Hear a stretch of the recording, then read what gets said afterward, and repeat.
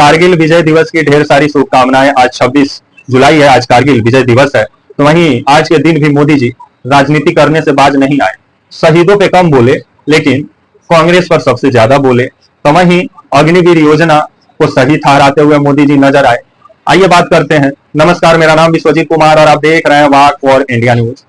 जिस तरह से खबर आ रही है कि आज मोदी जी, तो वहीं मोदी जी आज 26 जुलाई को लद्दाख पहुंचे, जहां कारगिल में शहीद जवानों को श्रद्धांजलि दी। का जो कारगिल का जो इलाका है वहां पहुंचे हुए थे, जहां शहीदों का स्मारक है, जहां शहीदों को पुष्प अर्पित किए मोदी जी और शहीदों को नमन किए। उसके बाद हमको लगा कि जो कारगिल में जो भारतीय सेना जो लड़ाई लड़ी पाकिस्तान से, जो पाकिस्तानी सेना को कारगिल के विभिन्न पहाड़ियों से, चाहे तोरोलिंग हो या टाइगर हिल हो, जैसे विभिन्न पहाड़ियों से पाकिस्तानी सेना को भारतीय सेना खदेड़ने का काम की और पाकिस्तानी सेना का औकात का भी एहसास कराई कि बाप बाप होता है, बेटा बेटा होता है।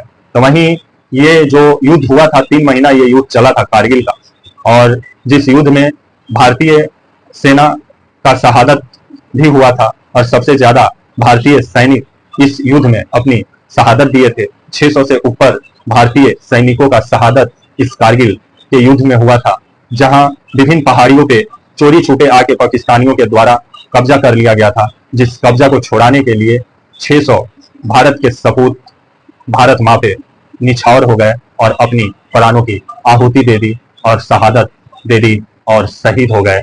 और भारत माँ सलामत रहे, इसलिए वो अपने आप को भारत माँ पर कुर्बान कर दिए। जिसके बाद भारत का हर एक नौजवान 26 जुलाई को विजय दिवस के रूप में मनाता है, क्योंकि कारगिल का लड़ाई सबसे मतलब ऊंचा युद्ध स्तर का, युद्ध क्षेत्र का भी लड़ाई बताया जाता है। पहाड़ी लड़ाई था और पहाड़ों पर आकर जिस तरह से पाकिस्तानी सेना बैठ गई थी, जिसको लेकर के 3 महीना भारतीय सेना और पाकिस्तानी सेना के बीच ये युद्ध चला था, जिसके बाद से पाकिस्तानी सेना वहां से भाग खड़ी हुई। मोदी जी का कहना था कि कांग्रेस सेना को कमजोर कर रही थी और जब से मोदी जी का सरकार आया है, मोदी जी सेना को मजबूत करने में लगे हैं। तो वहीं मोदी जी का कहना था कि जो अग्निवीर योजना है, ये सेना चाहती थी, इस वजह से ये योजना लाया गया ताकि सेना नौजवान हो।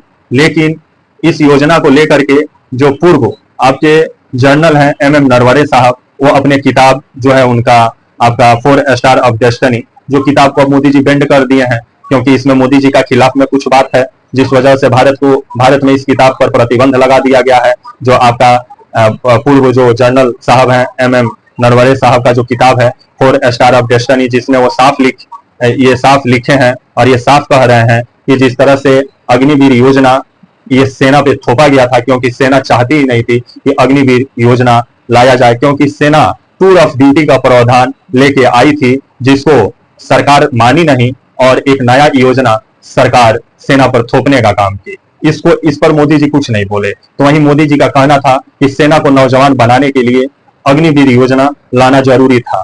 लेकिन अग्निवीर योजना पर जो विभिन्न सवाल खड़े हो रहे हैं, उसका जवाब मोदी जी नहीं दिए कि 4 साल के बाद से युवा क्या करेंगे। मोदी जी किसी पूंजीपति का जाके गेट पहरा करेंगे, और भारतीय सेना में जो अपना सेवा दिया हो, जो बॉर्डर का रक्षा किया हो, अब उसको आप गार्ड बनाने का फिराक में क्या मोदी जी लगे हुए हैं। पूंजीपतियों का घर के बाहर वो पहरा जाके करे।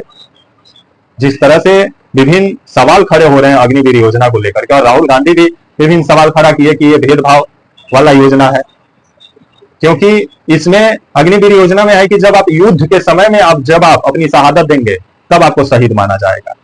इस पर भी विभिन्न सवाल खड़ा होता है। तो वहीं जो एक आम सैनिक जो है, उसको जो फैसिलिटी मिलती है वो अग्निवीर योजना को नहीं मिलती है। तो ये भेदभाव तो साफ नजर आ रहा है। इस पे तो मोदी जी कुछ नहीं बोले। अग्निवीर योजना लेके आए तो मोदी जी का कहना था कि सेना को नौजवान बनाना है, लेकिन यही सेना कारगिल का लड़ाई में पाकिस्तानियों का दांत खट्टा की थी और पाकिस्तानियों का औकात एहसास कराई थी, जो आज हम लोग 26 जुलाई को विजय दिवस के, कारगिल विजय दिवस के रूप में मना रहे हैं। यही सेना थी, जिसको लेकर के मोदी जी को तो यह बताना चाहिए ना कि 4 साल बाद युवा क्या करेगा। लेकिन मोदी जी अपना पीठ थपथपाते हुए नजर आए। जो राहुल गांधी विभिन्न सवाल खड़ा किए, इसमें अग्निवीर योजना ऐसी योजना है जिसमें अगर एक सैनिक अपनी शहादत देता है तो उसको शहीद तक का दर्जा नहीं मिलेगा।